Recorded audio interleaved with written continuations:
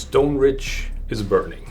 It's been mere seconds since the horn rang out from the center of the village, making Kynan and Bastion aware that they had in fact been fighting a diversion of the attacking raiders this entire time, and that the safe spot where Bastion had sent the non-combatants of the village wasn't as safe after all, because the village hall is now ablaze, burning bright in the dead of night, and that ominous horn ringing out, giving every impression and confirmation that the main force of the raiders has somehow made it around all the defenses, and most likely now has the majority of the villagers dead to rights and in hand. So now we gotta figure out what to do about this. Hey everyone, how are you? I'm Anderson, and this is once again Kill 10 Rats plays Ironsworn. A quick recap, how did we get here? We had Kynan shipwrecked on the shore, foraging for supplies, get himself into an altercation with two raider salvagers, and after a short, sharp fight, putting them down, which led to him being pursued by this band of raiders who are led by a woman called Saskia, a wild woman who seems to stop at nothing, no threat of collateral damage and casualties, to get her revenge. So the village that took Kynan in, or rather the village of the villager, Bastion, that took Kynan in, came under attack. It was intended to be a surprise attack, which didn't materialize entirely because Kynan was, for very selfish reasons of his own, still awake when the first scouting party arrived in the village, and he managed to alert everybody else. But as we found out at the end of the previous episode, the fight that we'd been fighting at the entrance, the entry point of the village, was merely a diversion, and that Saskia had somehow managed to sneak her band into the village center, get a hold of the non-combatants that the fighting villagers had sent to the back where it was ostensibly safe, and now it's time to figure out what happens next. So the point where we rejoin Kynan and Bastion is where the two of them and several other villagers quickly rush towards the center of this crescent that is nestled on the shores of this narrowing fjord, where the path ascends to that second and third level of the village, built up to where the land reaches up to the high ground, and where that village hall on that third tier of houses is ablaze and bright against the darkness, just casting orange-yellow light and ominous shadows against the approaching band that has formed around Kynan and Bastion. Not all of them are accompanying them. The way I picture this is that the diversion tactic raiders have now beat their retreat, very likely not expecting this level of casualties and resistance, and as we anticipated last time, that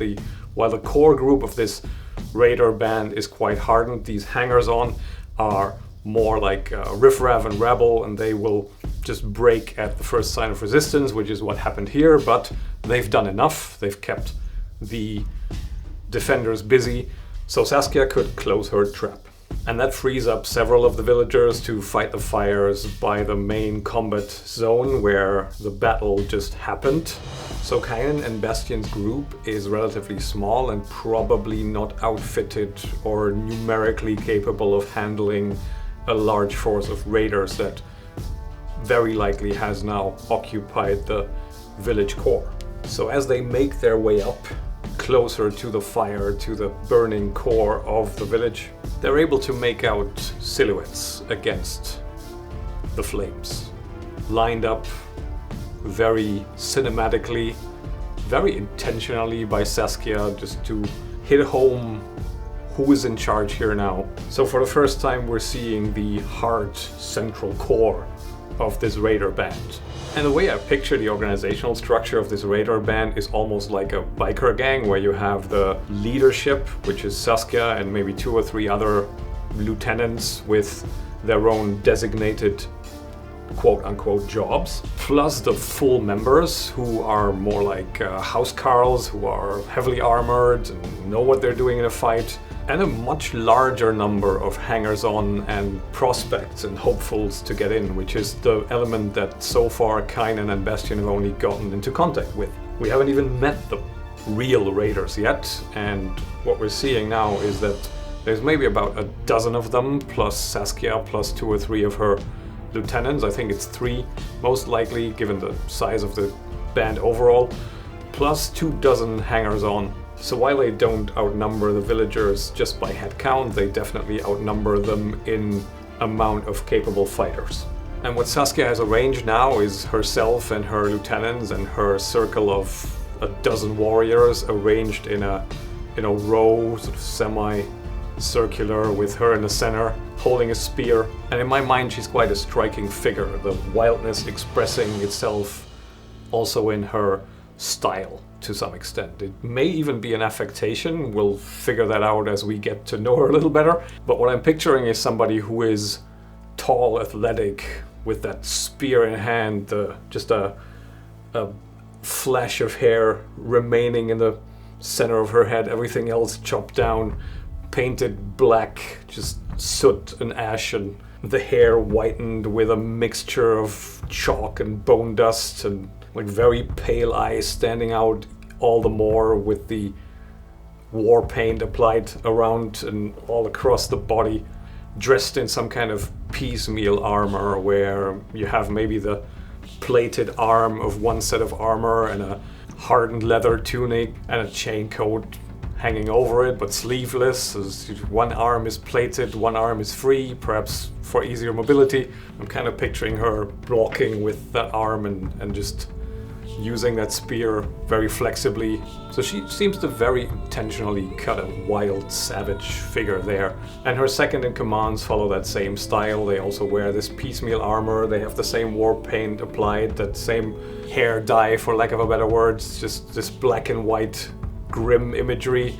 And while her dozen of housecarl warriors do not really follow that same overall appearance, it's very clear that this is a different breed of fighter. It's about half men, half women, all looking like they've been through some fights already, and definitely more capable than that band that had so far shown itself to Kynan and Bastion. But that element is there too. All those ragtag riffraff warriors, they are there with their improvised weapons, with their shoddy axes and their short bows, and they are corraling the villagers, the ones that they managed to capture. So while Bastion described it as having sent the women and children up there, that is mostly what he did, but in that village of Stone Ridge, while it is, to my mind, a more patriarchal society, which isn't the case for all of the Ironlands, it is just one organizational form, but in this village it does apply.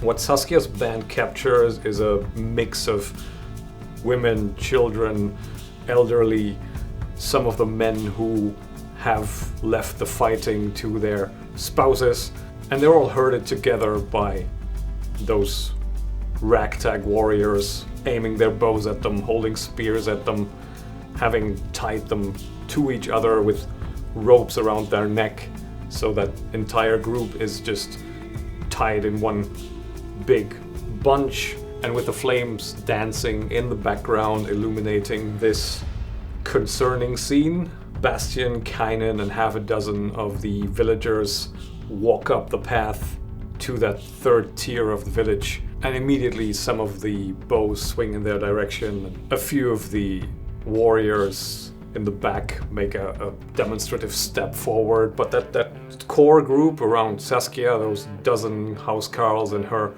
lieutenants, they don't move. They don't even really react, because they know they're not gonna come under attack from this faction of now petitioners and villagers in a relatively bad negotiating position. They've lost this. And Saskia and her band have everything under control for now. I think as the senior villager here, as one of the handful of villagers that I picture forming something like the inner circle around the headsman or headswoman of this village, not quite decided yet, could also be a headswoman. I picture Bastion as one of the inner circle of this village's council, where even though they have a headsman or a headswoman, they also have a handful of prominent villagers that dictate policy and hold court and things like that. So Bastion is one of them. So he also takes the lead in addressing the raiders and naturally opening up the, for lack of a better word, negotiation by figuring out what's going on. So we have Bastion coming to a stop about 10 meters away from the lined up raiders, his face distorted from the light and shadow and the flickering flames. And the way they've presented themselves there makes it very clear who the leader is, so Bastion fixes his eyes on her and bluntly asks, "What do you want from us?" Saskia makes a bit of a show of considering this, standing there, tilting her head, looking at him for a brief moment, and then goes, "What I want is pay for them that was taken who were mine." I'm getting a vibe from her, just thinking about her character, that clashes with her exterior presentation, this wildness. She's not screaming, shouting, she doesn't even have an unpleasant voice. She's very melodious, somewhat derisive in her way of phrasing and expressing herself. And one thing that shines through in this first interaction already is that she seems amused, somewhat. "We took nothing from you that was yours."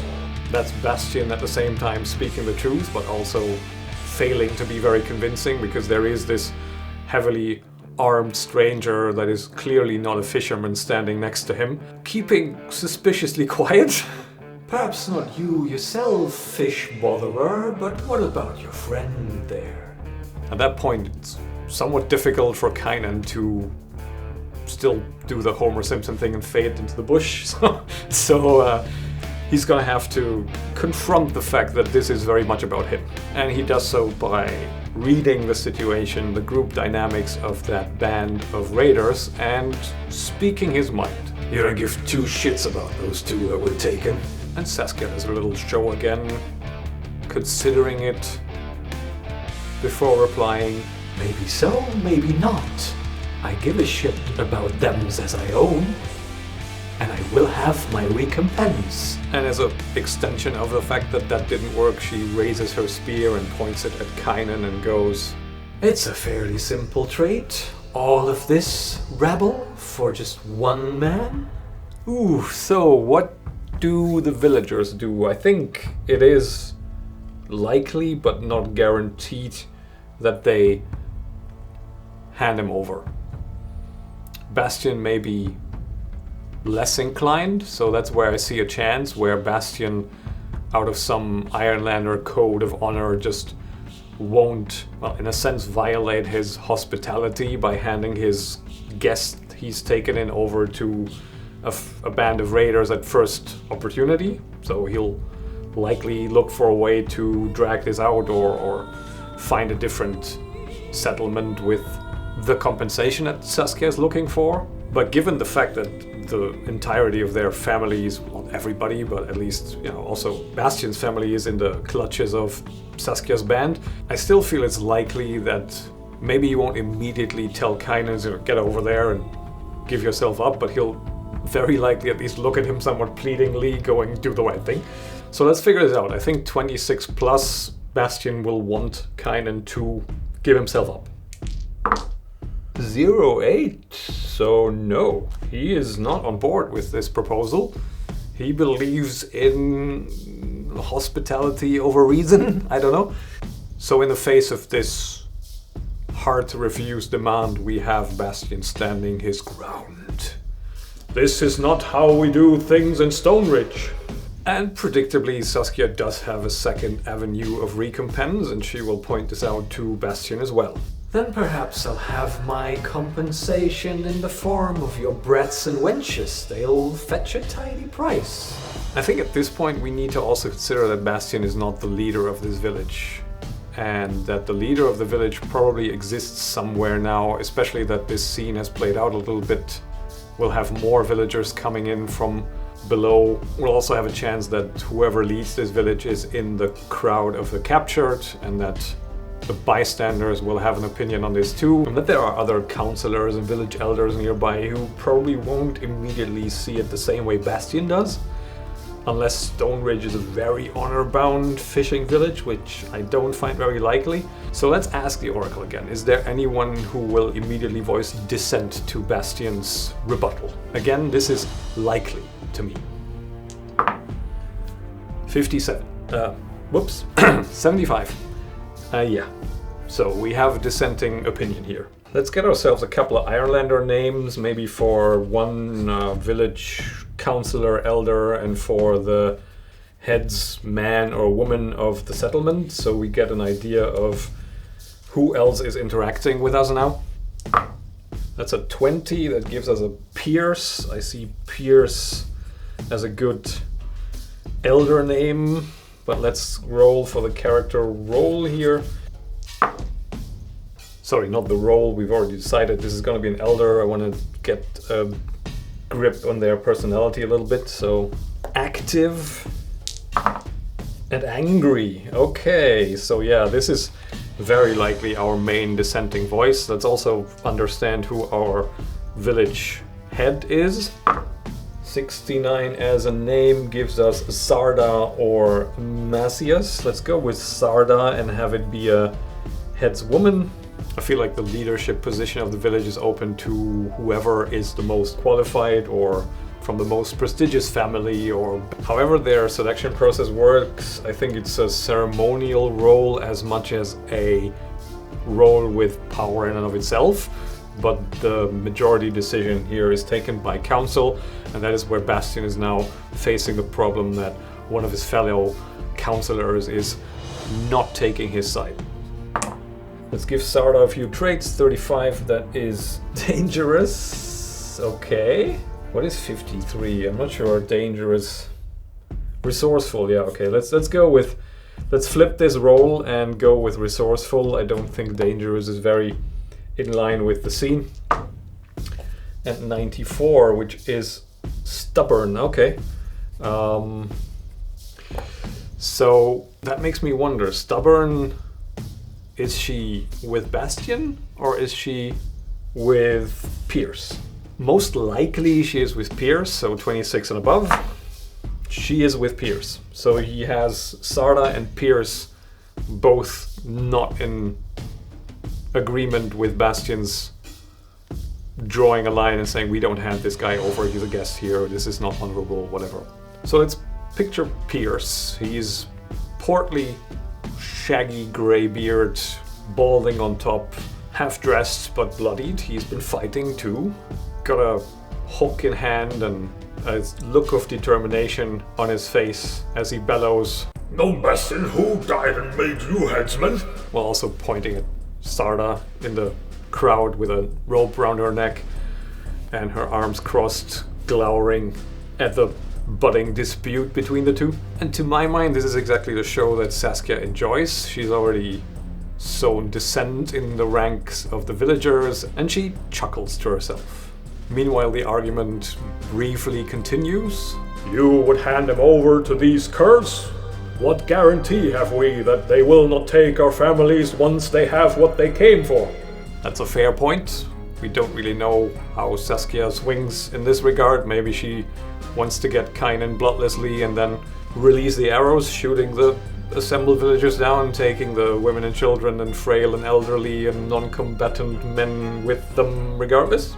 And as Pierce starts to respond, "Oh, be reasonable, you oaf, we're in no position to..." he gets cut off by Saskia stepping forward, interrupting him with a spirited "Enough!" Now, one thing that I've gleaned from the way Saskia has portrayed herself so far is that, to my mind, while we did determine her motivation to be enriching herself, that wildness and savagery also expresses itself in, I'd almost call it a desire to be entertained and to find humor in situations that she creates that are cruel. And to her, this dissent among the villagers, that they can't really fathom whether to go with their interpretation of honor or just practicality, is very amusing. And I think she'd like the show to continue. So as Pierce falls silent, she stands somewhat removed from her own troop now, in the middle between Kynan, Bastion, and Pierce's group and her own band of warriors with her spear in hand. And what she does is she crouches down, extends the spear, and draws a circle on the ground around her. And she points at Pierce and points at Bastion and goes, "There are ways we settle these things in the Ironlands. By all means, have at it. We'll wait." So she's drawn a fighting circle, a dueling circle on the ground, and expects Bastion and Pierce now to settle their dispute publicly for her amusement by giving her a bit of a show. Now Pierce, active, angry, he steps forward, hook in hand, plants his feet on the ground, and just glares at Bastion. And now I have to think about this from Kynan's perspective. He has been very passive in this exchange because he's not in a position to lead the village negotiations, but he is very much affected by the outcome, and also he needs Bastion on his side for his continued standing with the villagers and his chance of not immediately being handed over to these guys. And I think he's a good enough reader of group dynamics to predict that if Pierce and Bastion fight there, no matter the outcome is bad for him. Because I think in the very short term, this will reduce Bastion's standing, and perhaps even if he wins, then others will come out of the woodwork and just not go along with it, no matter what this sham duel will yield as a result. And there's also this lingering fear that if Bastion does harm, potentially kill Pierce, he'll blame Kynan for this.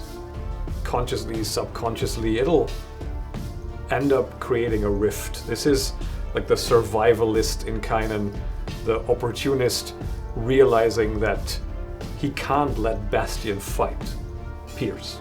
From Kynan's perspective, he will consider himself the better fighter. He will consider himself more than capable of getting Pierce out of there, but this will also backfire because then he's the guy who killed the villager. What I think Kynan intends now is to step in on Bastion's behalf, and that the duel, the fight that we're gonna have, is very much centered around Kynan trying to fight Pierce in a way that gets him safely shut down. So avoiding his blows and trying to knock him out or get him out of the circle repeatedly, frustrate him, and actually, from his read on the situation, just bore Saskia.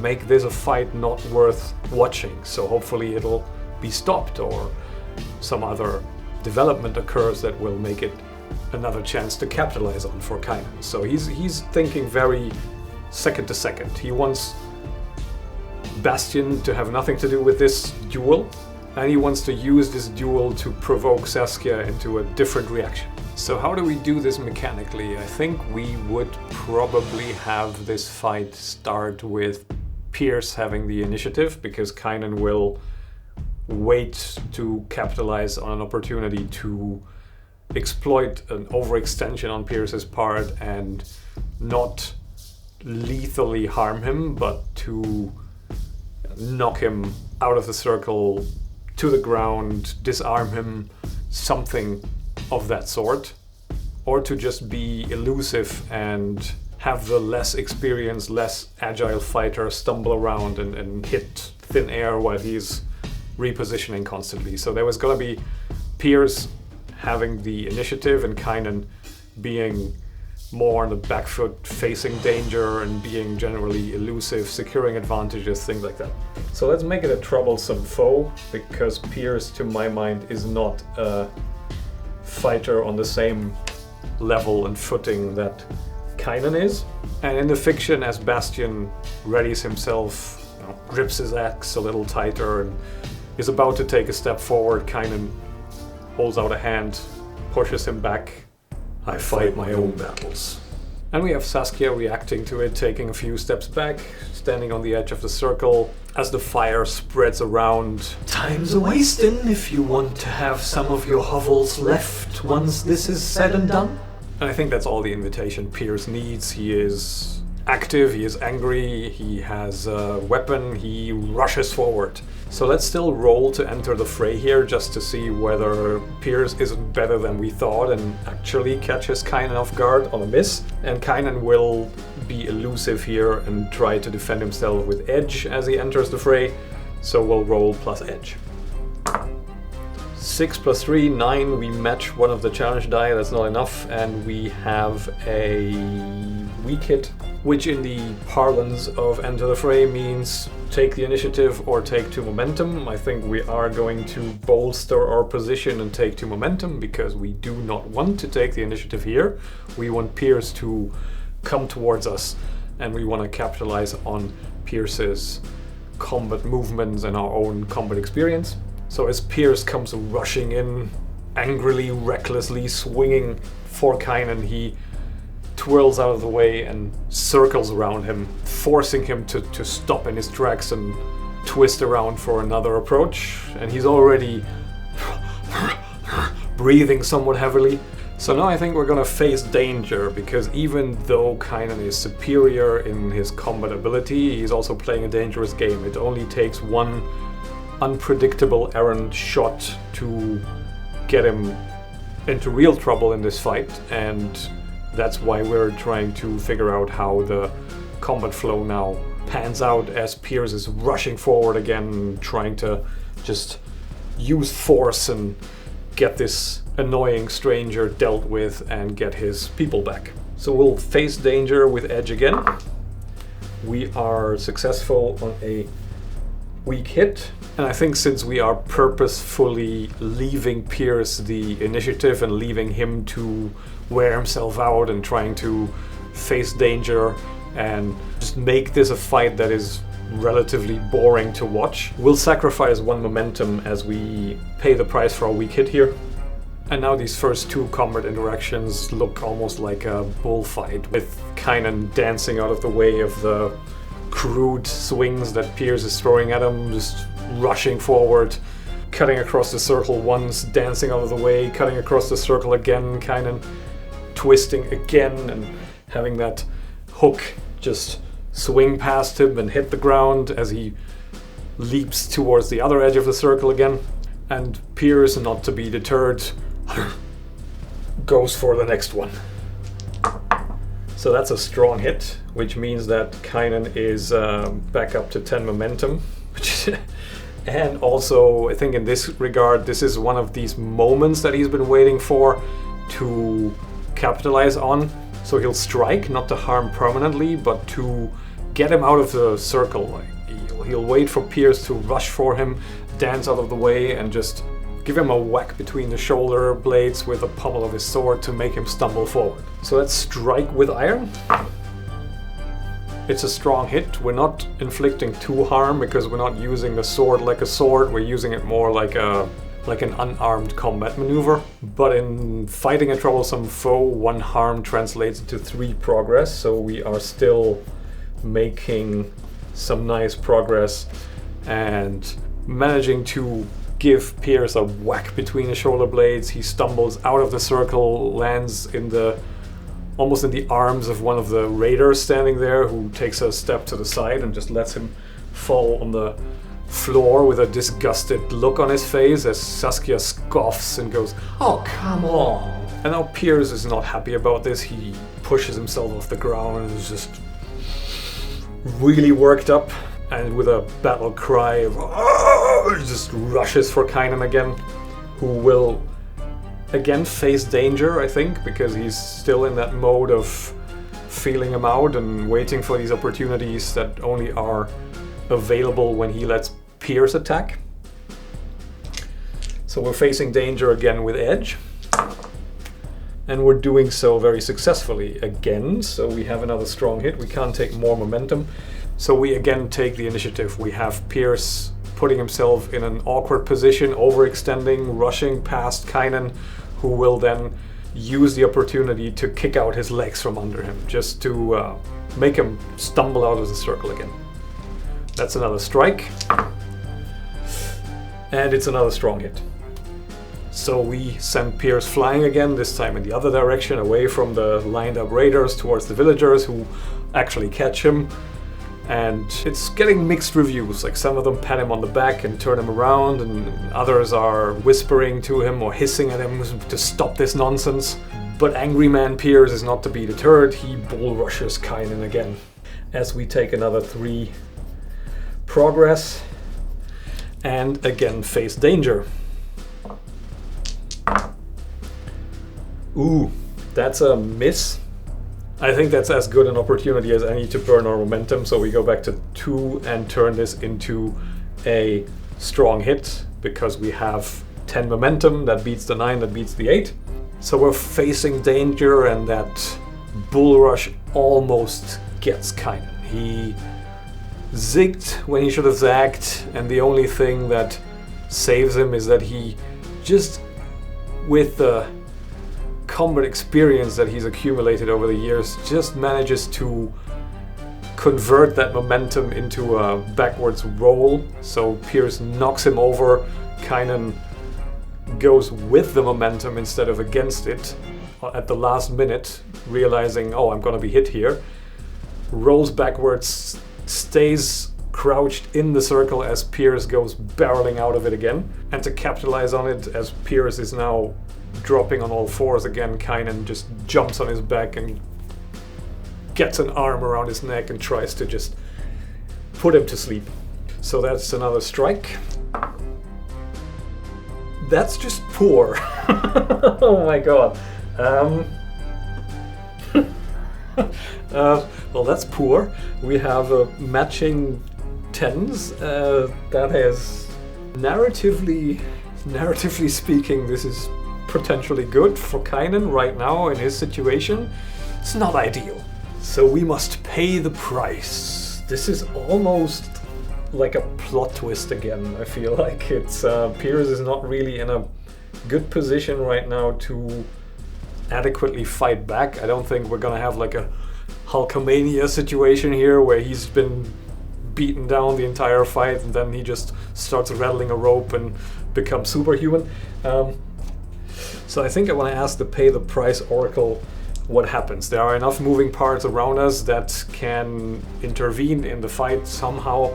So any result on the Pay the Price table probably has a matching actor around us. So I'm very curious to see what's going to happen. 99. Roll twice more on this table. Both results occur. If they are the same result, make it worse. What is happening? Okay, what is going on? A person or community you trusted loses faith in you or acts against you. Now that is interesting. So a villager acts against us in this situation. Maybe that would explain. Yeah, maybe we're kind of being dragged off, so the villagers intervene and as they see Kynan pouncing. But let's see what the other result is. 49. A new danger or foe is revealed. So we have person or community you trusted loses faith in you and a new foe is revealed. It would go very much against his character if we now have Bastion step in and pull Kynan off and then start fighting him. But maybe... Since it is a person or community you trusted loses faith in you or acts against you, we could have Bastion misread the situation and actively intervene in the fight, but not be the combatant that Kynan is now up against that the second dice results revealed to us. I think I have a better idea for that, so let's have it play out this way, that as Kynan capitalizes on Pierce overshooting again and wants to go and do a little bit of Ironland or Jiu-Jitsu and neck crank him to put him down, Bastion misinterprets this as Kynan wanting to finish Pierce off and grabs him from behind. And as Pierce struggles to his feet and Kynan struggles against Bastion and cursing at him, we have Saskia making an appearance again. Suspected you'd be a cut above these fish botherers. Why don't you pick on somebody your own size? and she pushes one of her lieutenants into the circle and goes, "Fight this guy." So now it's on for real. We are fighting a dangerous foe who is called 70. That's not his name, that's the role we have to figure out their name. Shona or Kano. I think Shona. So we're fighting Saskia's right-hand woman, who I picture as more of a yin to her yang, so more stoic, grim, doesn't laugh a lot, doesn't react a lot, just steps forward. He's got a war axe and a shield, and just clatters us together once and raises her chin at Kynan with a "come at me" gesture. So we fight Shona, who is a dangerous foe, and we no longer fight Piers, who gets restrained by the other villagers for his own good. Man, this is a... So now we're fighting for real. We have Kynan with his sword out and with his intention now to no longer be reacting and being on the back foot. He wants to do this for real now. He can't fight with a bow, of course. He can only fight with his sword here and with his iron. So let's enter the fray again. We've got ourselves a weak hit, which means we can either take momentum or take the initiative, and I think in this case we are going, even though we are now starved for momentum somewhat, we are going with the initiative, and we are going to see if we can strike home immediately and do some damage. That's a weak hit, so we do strike and do some damage. As the two combatants enter the fray, Kynan coming up against Shona's shield, and while he usually fights with finesse, in this first clash he wants to send a message that he can also do a more direct approach, and he just bashes on the shield and tries to get past it, just edging his sword over and trying to get at her shoulder. So we do our 2 progress of harm against a dangerous foe, but we lose our initiative. And I think in this case we have Shona just pushing back with her shield, trying to bring that axe around, and we clash. That's another weak hit. So we inflict our harm, we pay the price, and the foe has initiative. The harm is inflicted, the price to pay, I think in this case makes the most sense for it to be another point of health, as unfortunate as that is, but it does seem likely that maybe the axe doesn't do its work, but the shield bash itself just cracks Kynan one on the side of his head, and he just stumbles back and readies himself for Shona's next attack, because she does have the initiative, and this perhaps we should resolve as a face danger move, because we are, narratively speaking, somewhat on the back foot here. So let's face the danger and try to be elusive, switch from clashing iron mode to edge dodgy mode. And that's a strong hit. So Kynan takes momentum, if memory serves. We take 1 momentum, bringing us up to 3, and now we secure the initiative, which means that as the swing of Shona's axe misses and Kynan pulls back, he can counterattack and use that opening to strike his sword home. That's another weak hit, so we inflict our harm and we lose the initiative. And I think there again we are now in close quarters, so we resolve this with a clash, as Shona in turn also uses her now proximity to Kynan to bring that axe down and see if she can do some harm. That's a strong hit on the clash, so we have the option to either take momentum or inflict more harm. So regularly we do 2 harm, this would be 3 harm, this would be almost, that would be maximizing our progress here. I mean, we just rolled double 10, how likely is it that we're gonna do it again? So let's maximize the progress and challenge the dice to not replicate this, as Kynan's now got her number. So he's figured out her movements to some extent during his avoidance and attacking Dan's, and he sees that blow coming down, and as it comes down he brings the sword up, steps aside and gets her in the side herself, which I think knocks the wind out of her, so she steps back and just takes a knee, which gives him the opportunity to end the fight. So let's end the fight. Yes. Yes. Okay. Ah, damn it, I've actually been doing the harm wrong, but it doesn't matter. We're definitely maxed out now. I was still calculating the harm as if Kynan wasn't armed, but he was, so we would have actually gotten here sooner. Oh well, we got there anyway, so we have now ended the fight with a strong hit. And I think that in this case, Kynan is again thinking from a survivalist perspective and just puts the sword up against Shona's neck with the option to, with a little twist of the wrist, end her life. But instead he looks towards Saskia. How about I pay you back with this one's life, and you let those people go? And again she does her little show of weighing it and coming to a conclusion, as Shona is probably sweating it out a little bit. An appealing proposal for sure, but such weakness by my side is worthless to me, so by all means, end her or don't. It makes no matter to me.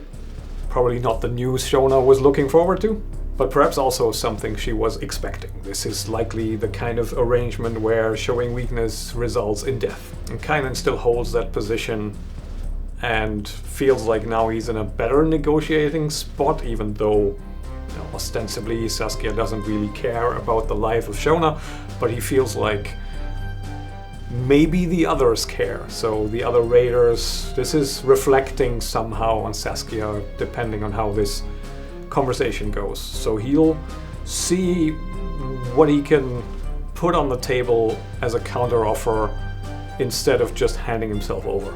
Then what do you want as payment? Now let's consider Saskia. She had those two character traits, wild and determined, and her goal was to enrich herself.